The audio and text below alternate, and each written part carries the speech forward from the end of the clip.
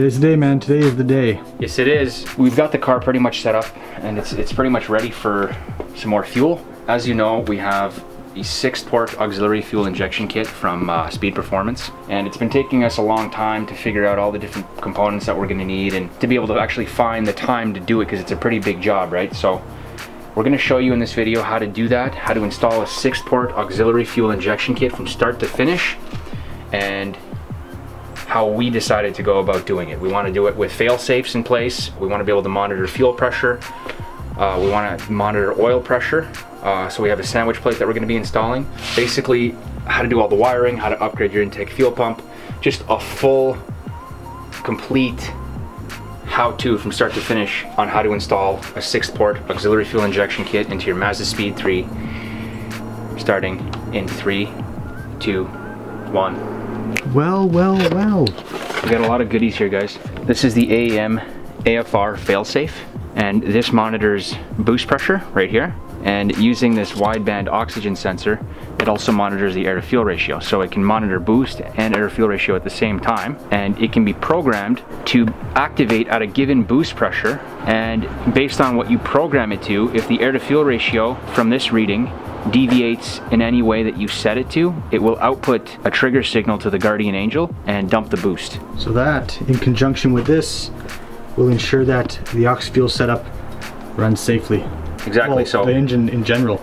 If the auxiliary fuel system fails, this will detect the lean mixture, and instantaneously it will dump all the boost by sending a trigger to the Guardian Angel. So here's a fuel pressure gauge by AEM. The reason why we wanted to install this is because we want to make sure that the in-tank fuel pump is maintaining enough pressure to the auxiliary injectors as well as the higher pressure fuel pump itself. Also, we have an oil pressure gauge because we want to make sure we have good oil pressure, which is going to be installed in conjunction with this sandwich plate in between the oil filter and the oil filter housing. And that's just another way for us to make sure that everything is running safe. All these gauges are going to be installed into the center dash with the CPE triple pod shroud thing. Yeah, I'm not sure the full name, I can't remember. Shroud thing is good. The reason all this monitoring is going to be a necessity is our aux fuel setup here. So this is a 6-port setup. So now that we've got the gauges and stuff out of the way, this is just basically our fail-safe stuff and our monitoring stuff. The Speed Performance 6-port secondary injection kit comes with a couple things. It comes with this embossed pipe here where the injectors sit. It comes with two 1000cc injectors. It comes with this fuel rail where the injectors sit inside and mount up to this embossed pipe like so. It comes with an upgraded in-tank fuel pump. This one here is a DW300C. The one that comes with the kit normally is a DW65C. I decided to opt for this one. We're gonna see how long this one lasts. We also had to opt for a NPT 1/4-inch fitting for us to monitor low side fuel pressure to make sure this fuel pump is working correctly at all times. And it's got all the fittings and stuff for the lines, the connector to the lines under the hood and stuff like that. This is the plug and play harness for the ignition coils to make it easier so you don't really have to do any splicing. Okay, so before doing anything up front, we are going to first gain access to the low pressure fuel pump in the back. That means take out your seats. The seats are already gone because Eric likes to do as much weight reduction as he can because, I don't know, maybe he likes getting to work faster, who knows. But basically take your rear seats out and let's move on. I'm gonna take these Phillips screws out now. We've never been in here before, so this is the first time for us as well. So just follow along and enjoy thine video. So hopefully this DW300C pump doesn't fail on us, because I've read some reviews that they can start showing signs of low fuel pressure. But I've also read that if you do have an issue, it's mainly gonna be at higher power levels, and we're not gonna take it too hard just yet. We'll take it slow. But there is another pump called the Aeromotive pump, which people say is really good. That's gonna be kind of tight. I also read somewhere that we're gonna have to cut some of this stuff out to get this pump out. Get a trim tool here. Actually, we should disconnect the battery. Why am I doing this?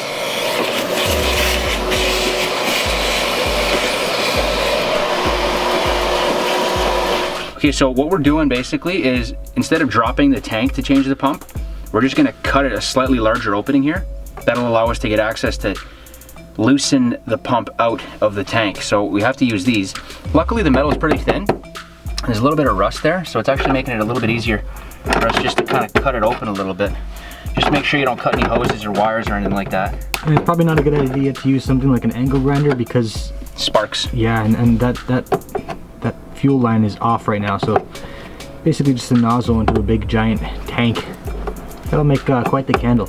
I kind of just want to make a line here and a line here, maybe one here, and see if I can just bend everything out of the way. This is kind of a butcher way to do it, but hopefully we'll be able to bend it back. I don't know why they would give it an access wall if... When's the last time you got a tetanus shot? A while ago. I think your next one's gonna be tomorrow. No. Keeping it real here, buddy. Keeping it safe. I'd like to keep these. There we go.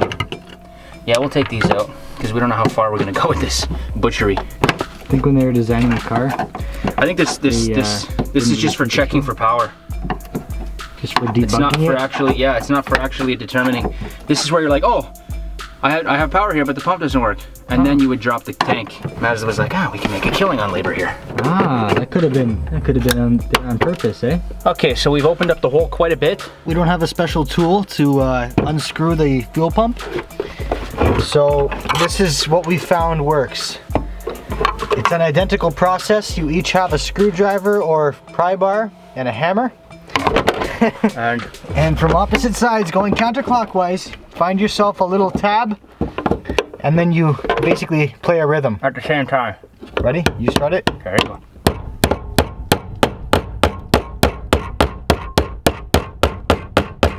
Okay, hang on.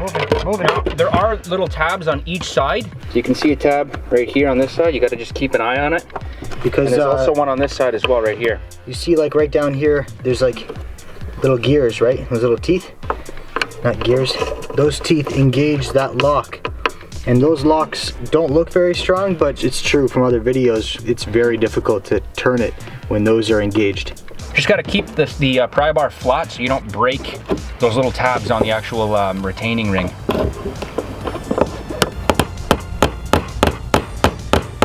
Slow down, you're going too fast. Little tappy taps. Yeah. From what I've read, the torque spec on this ring is 80 foot-pounds, but we're just gonna tighten the shit out of it. Oh look. Huh. There, it's okay.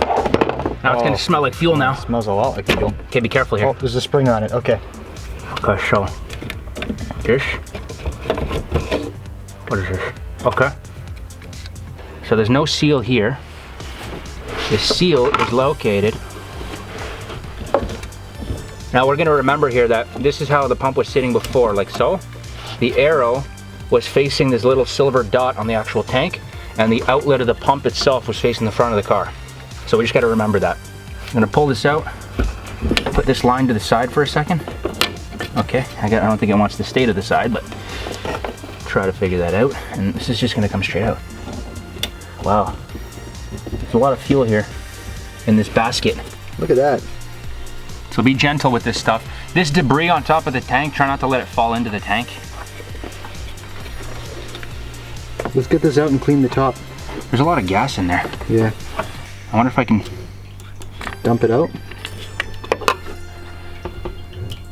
Hang on, there's a level sensor. What is it? How do I,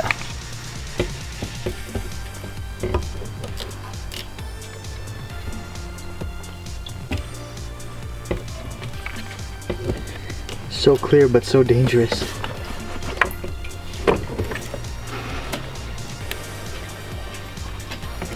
Yeah, make sure there's no open flames around, no lighters, no some dirt on it. Spark sources.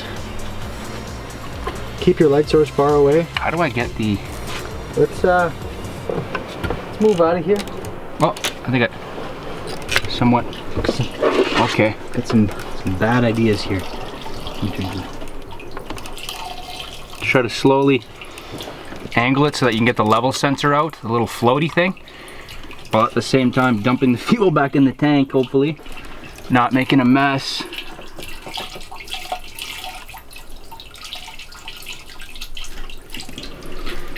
Oh, look in there, it looks like a swimming pool.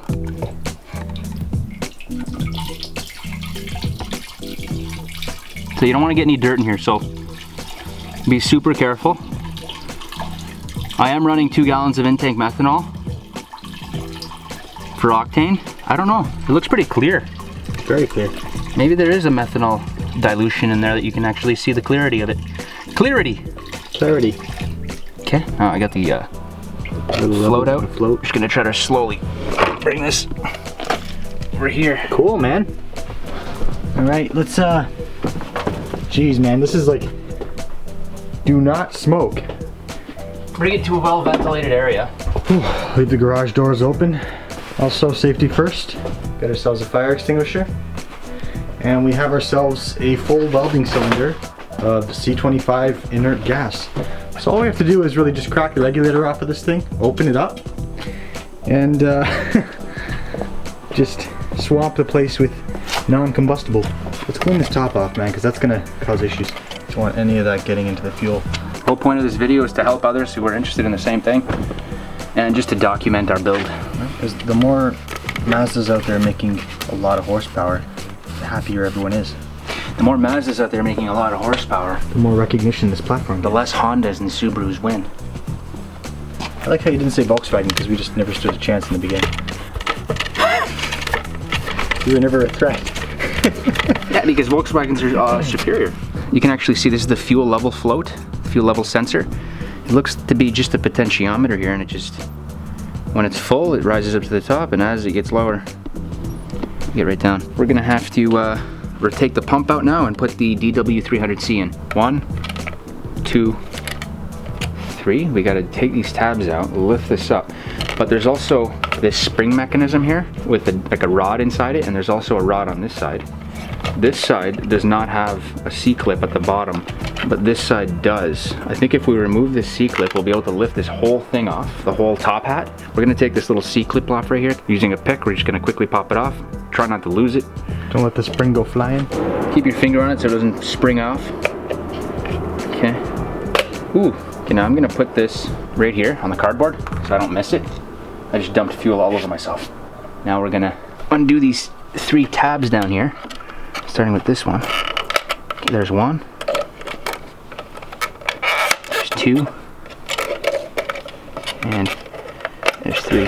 So the pump and the top hat are free. We gotta disconnect the fuel level sensor. The connector is right here. This black one right here. See that? This one. Gotta disconnect that gently. Okay. Now we can just remember how this went. Oh, that's the best thing about filming it, man. We can just go back to the footage. Oh, look at all that dirt in there. Look at how dirty that filter is. This is what's controlling your, or regulating your pressure to the high pressure fuel pump. Mine's at 60 PSI right now, based on when we had the ignition turned on. Some people actually crush this thing in a vise, but I think I'm just gonna leave it at 60 for now. I think I gotta go and clip this first. There. So like that, we gotta take the whole thing off in one shot. Put this aside for a second. A lot of fuel in here, man. I like the smell of it. I mean, it makes you dumber, but something about the smell of it just makes me not care. So I think we actually have to take the pump out from the bottom. So what we're gonna do is we're gonna... Oh, there's these tabs down here. I don't want to break anything here. Slowly and gently just remove these tabs. It's kind of freaky because I don't know how brittle this plastic is. Taking risks here. It spent its life in a fuel tank, surrounded by fuel. Want another obvious tip? Okay. Oh, there we go. Not too shabby. Pulling the whole connector through. Look at that. Get the new one? What are you gonna do with the old fuel pump? Can I have it? No. Damn it. Why do you want it? Because that's a pump, and it can pump things at 60 PSI. I can use that to water the plants with gasoline if I wanted to. I can put a secondary auxiliary low pressure fuel line in my car with a Mazda pump. The Mazda Pumpa. Alright, now go ahead and transfer your Mazdaspeed over to the new pump, because it's all relative, man. Okay, hold on a second. Einstein. Comes with super lube. Oh, sweet. We can use that when this job f***s us over. This regulator, some people crush this regulator. So this is actually, I think, a return line. It pumps it out of the pump. The pressure on this line is regulated by this regulator, and it'll bleed off through here back into the tank. I gotta make sure that seal, that little O-ring, that little black O-ring doesn't get pinched. They give you some lube. Maybe we should put some lube on it. Oh yeah, it's lubey. Okay guys, so I pushed this on. It was kind of a pain because pushing it on to get these tabs to clip in here is kind of hard. So you kind of have to like really just kind of make sure they're lined up and then really like force it in. And you'll hear it clip in. You can see that the connector is lined up here, so that means that the seal would have gone into the hole here. So we're gonna put the electrical connector on. This is something you want to be meticulous and patient with. Oh, there we go. See? Now I'm gonna put the C-clip right there where my thumb is. See that? Let me just get the C-clip right here. Okay, get the C-clip on. Yeah, perfect. C-clip's in. So we got our DW300C pump in there now. And we're going to go back into the car, put this thing back in, tighten it down, tighten the retaining ring, and move on to the next part of the auxiliary fuel injection install. Okay, make sure everything is clean, that O-ring doesn't have any dirt on it. We clean this off as well. We're ready for the pump to go back in. I'm gonna put the pump in now. Gotta put the level sensor in first. We gotta just kind of dip it in. And this seal, we wanna make sure that this little gasket seal on the side here, the ring, doesn't lose its seat. So I'm gonna slowly just dip it in. So we tightened it up, and next step is just to plug in We didn't go too tight. I didn't want to go too tight. the line. We can totally make it work, right? Yeah, like that. No, Here we take go, it we're up, take done. it up, take it up. Let's do this properly. This is so butchered.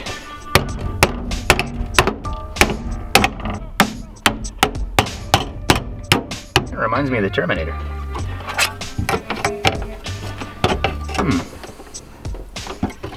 Yeah.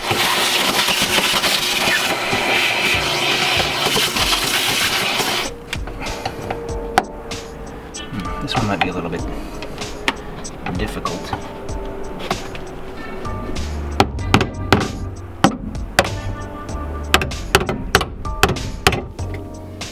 Ooh, look at that. Damn, that'll work, man. Best way to do it is to drop the tank, but you know, we're wannabes. We're gonna monitor the high pressure fuel pump PID in the access port and make sure we're seeing about 60 PSI. Make sure this pump is working and that we're not having any leaks here on this line. I'm gonna reconnect the battery and turn the ignition on. Turn the access port on. Okay, I'm gonna turn the ignition on.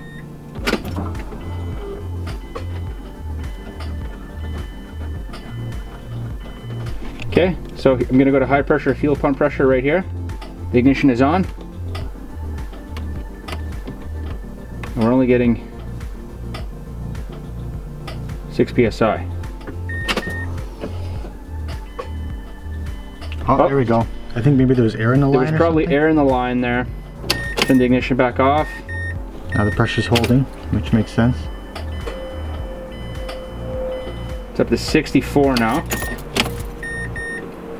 Turn it off again, turn it back on. We're at about 65 PSI here. The OEM fuel pump was only delivering about like 59, 60, so this is about 5 PSI more of fuel pressure, it seems. Okay, so at least we know it works, guys. Perfect. We got pressure. All right, it's recording. Okay, cool. All right, guys. So we just. Fuck. There's so much. Oh God.